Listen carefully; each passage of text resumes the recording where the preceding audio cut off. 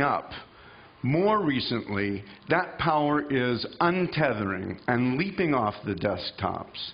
And very, very quickly, we're going to see a significant portion, if not the majority of the human race, walking around, holding, carrying, or wearing supercomputers linked at speeds greater than what we consider to be broadband today. Now, when I started looking into collective action, the considerable literature on it is based on what sociologists call social dilemmas. And there are a couple of mythic narratives of social dilemmas. I'm going to talk briefly about two of them, the prisoner's dilemma and the tragedy of the commons. Now, when I talked about this with Kevin Kelly, he assured me that everybody in this audience pretty much knows the details of the prisoner's dilemma. So I'm just going to go over that very, very quickly. If you have more questions about it, ask Kevin Kelly later.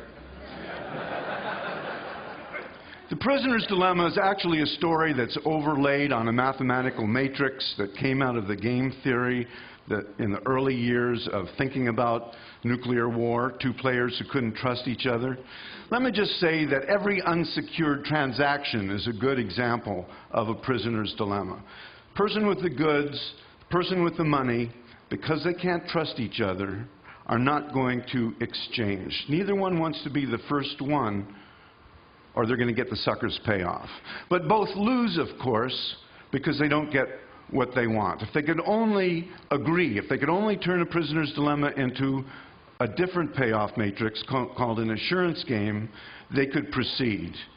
20 years ago, Robert Axelrod used the prisoner's dilemma as a probe of the biological question: if we're here because our ancestors were such fierce competitors, how does cooperation exist at all? He started a computer tournament for people to submit prisoners' dilemma.